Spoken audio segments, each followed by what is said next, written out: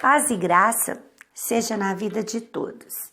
Hoje nós vamos estudar o capítulo 23 de Gênesis, a morte e o sepultamento de Sara.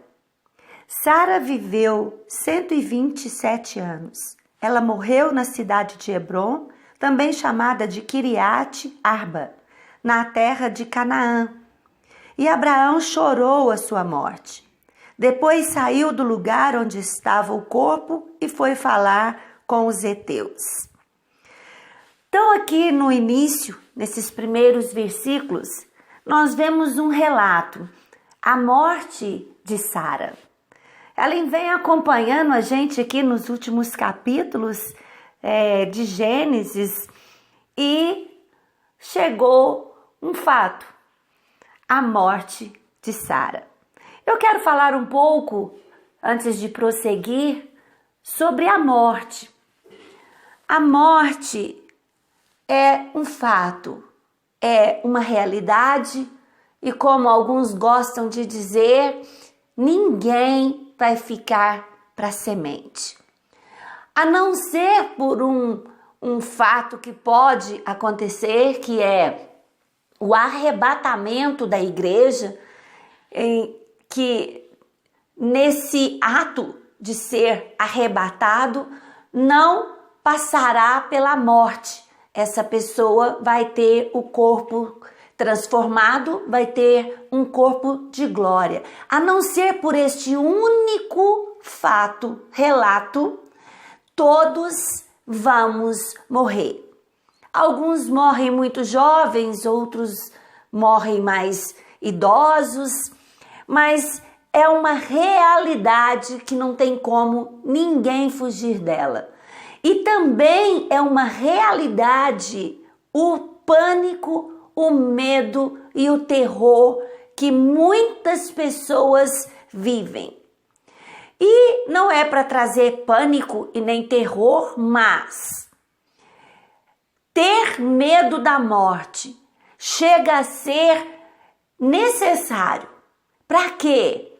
Para que eu busque a Deus, para que eu acredite que existe a eternidade no céu ou no inferno, para que eu busque a Jesus Cristo, para que eu seja salvo.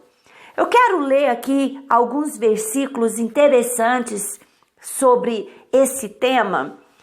E no Salmo 116, 15, diz assim a palavra do Senhor: preciosa é aos olhos de Deus a morte de um justo.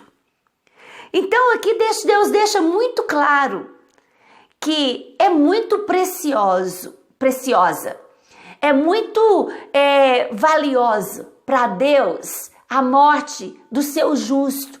Quem é esse justo? Aquele que convidou Jesus para entrar no seu coração, para que fazer morada no seu coração, para ter uma vida nova, regenerada, uma nova criatura, um novo nascimento. Esse é aquele que Deus chama de justo. Então Deus fala, é muito precioso.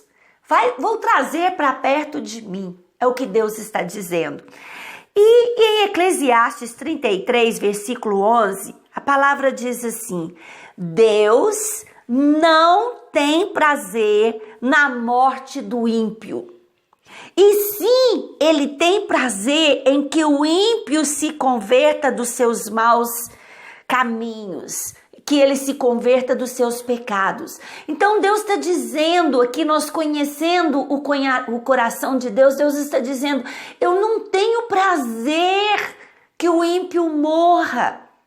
Ele está querendo dizer assim, eu não tenho prazer que um ser humano morra em seus pecados e não converta-se dos seus pecados e não aceite o sacrifício de Jesus e vá para o inferno. Aqui está dizendo que mesmo o pecado sendo uma transgressão da lei, que mesmo o pecado ferindo a santidade de Deus, Deus está dizendo, eu não tenho prazer. Eu não tenho alegria. A minha alegria é que o ímpio se converta. Olha que lindo, né? E nós temos temos em Hebreus 2:15, também para libertar os que foram os escravos toda a vida do medo da morte. Que é uma sequência em que vai dizer que por causa de Satanás a morte veio ao mundo ali através de Adão e Eva, mas Deus fala assim, olha, para libertar os que foram escravos toda a vida do medo da morte. Por que eu trouxe esse versículo? Existe uma afirmação que comprova o medo e o pânico que o ser humano tem do medo da morte. Existe um medo que é real e não é só o medo da dor que nós passamos normalmente para passar para a eternidade. É um medo, um pânico do que será depois. Alguns que são ateus, eu diria que são loucos, eles afirmam que morreu, acabou. Ou que morreu e vai voltar. E isso não é uma realidade, isso não é verdade. E muitos vão pagar caro por causa desses pensamentos. Em Hebreus 9:27 diz assim a palavra do Senhor: ao homem está ordenado morrer uma só vez. Uma só vez. Deus ordenou assim. E depois disso vem o juízo.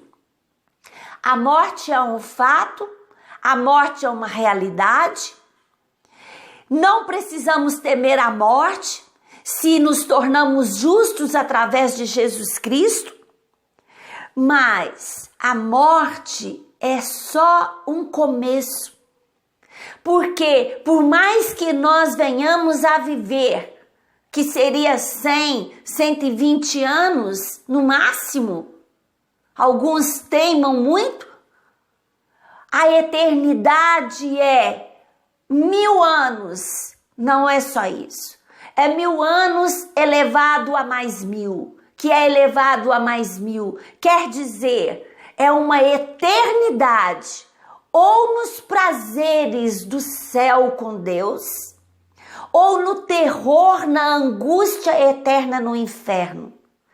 Que os nossos familiares não venhamos a pagar para ver se isso é verdade ou não. Fique com a Bíblia, com todos esses versículos. Estude de novo, abra sua Bíblia e estude esses versículos que eu estou trazendo. Em Eclesiastes 9:4 diz assim: enquanto há vida, há esperança. Quer dizer, nós só podemos mudar a nossa situação para uma vida eterna com Deus enquanto tem vida.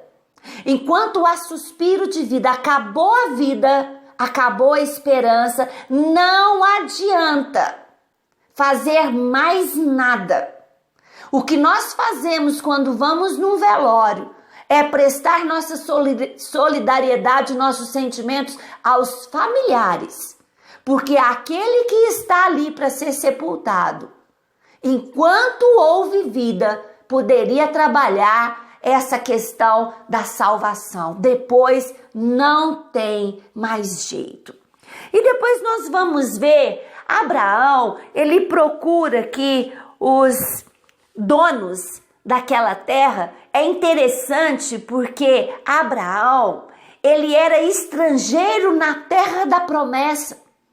Abraão estava habitando em Canaã, que é a terra da promessa, mas ele ainda era estrangeiro, ele ainda não havia tomado posse. Ele fez amizades ali, né, com Abimeleque, ele fez amizade com o povo dali, e é muito lindo porque eles mostram aqui um respeito muito grande para com Abraão. E quando Abraão quer sepultar Sara, ele procura o povo ali daquela região, porque ele queria comprar uma caverna, né? Uma região ali para ser o lugar de sepultamento, não somente de Sara, mas da sua família. E aqui vem toda uma cordialidade tão linda, porque eles insistem por 2, por 3 vezes falando com Abraão: não, Abraão, nós te damos essa terra, pode sepultar a sua esposa, nós não queremos pagamento por essa terra. E Abraão insiste, foi uma cordialidade tão linda que nós vemos aqui, e nós precisamos de aprender com isso.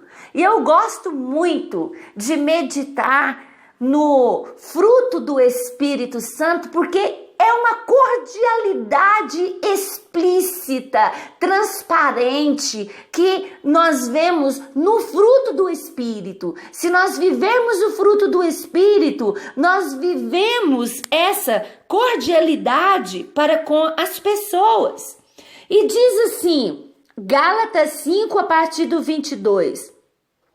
O fruto do Espírito é amar, é ter alegria, é ter paz, é ter paciência, é ter amabilidade, é ter bondade, é ter fidelidade, é ter mansidão, é ter domínio próprio. Contra essas coisas não há lei. Tem muitas coisas que eu diria na palavra que tem a ver com cordialidade. Ser hospitaleiro, amar o próximo como eu amo a mim mesmo.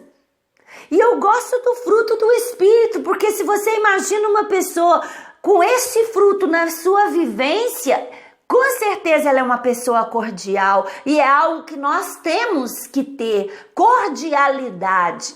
Não é porque uma pessoa está num supermercado, numa loja, que recebendo o seu salário, que nós vamos tratá-la mal ou que vamos achar que tudo é obrigação dela.